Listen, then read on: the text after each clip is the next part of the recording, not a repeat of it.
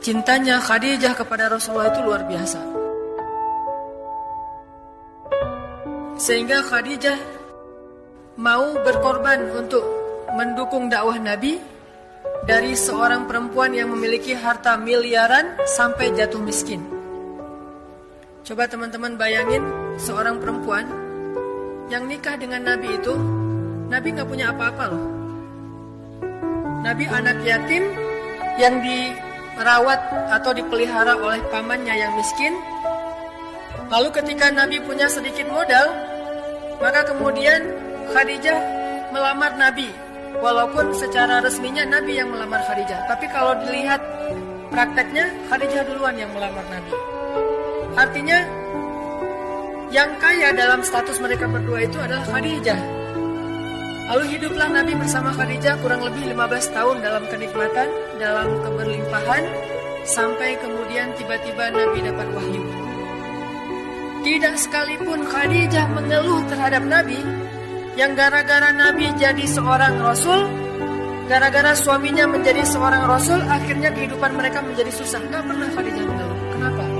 Karena Khadijah cinta kepada suaminya, kepada Rasulullah SAW. Dia dukung dakwah Nabi dengan segala apapun yang dia bisa.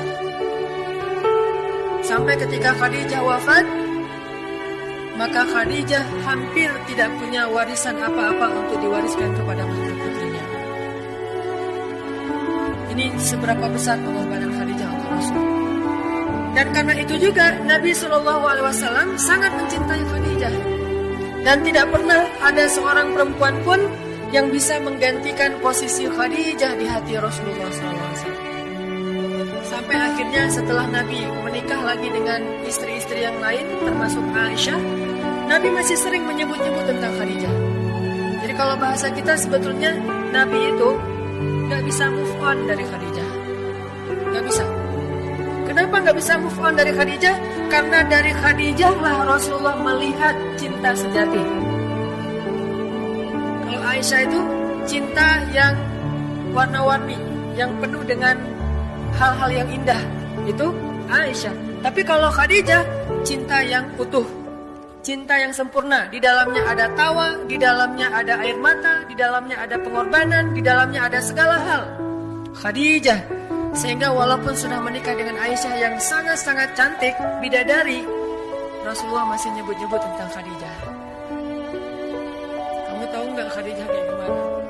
Ketika Aisyah cemburu kepada Khadijah, Rasulullah mengatakan, tidak boleh kalian cemburu kepada Khadijah, karena dialah orang yang pertama sekali mengorbankan hartanya ketika yang lain bersifat kikir kepada saya. Dia orang yang pertama beriman ketika yang lain kufur kepada saya. Dia yang pertama membantu dakwah saya ketika yang lain memusuhi saya. Khadijah. Saking Nabi gak bisa move on dari Khadijah, teman-teman.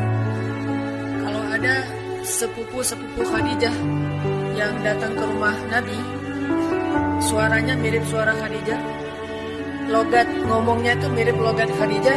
Kalau mereka ngetuk pintu, Assalamualaikum, Nabi langsung kaget, seolah-olah mendengar Khadijah sudah bangkit dari wafatnya, seolah-olah Khadijah hidup lagi. Kaget Nabi, saking bahagianya, langsung membuka pintu. Ternyata di depan pintu adalah sepupu-sepupu Khadijah. Dan Aisyah memperhatikan itu, beda banget. Nabi kalau yang lain ketuk pintu, beliau membukakan, dengan kalau yang ketuk pintu itu keluarga Khadijah. Saking gak bisa move on dari Khadijah. Ini cinta, susah untuk move on. Kalau seseorang mencintai Allah seperti ini, apalagi kalau bisa lebih dari ini, insya Allah dia tidak akan bisa move on dari Allah. Ada apa-apa dia akan bilang Allah, Allah, Allah.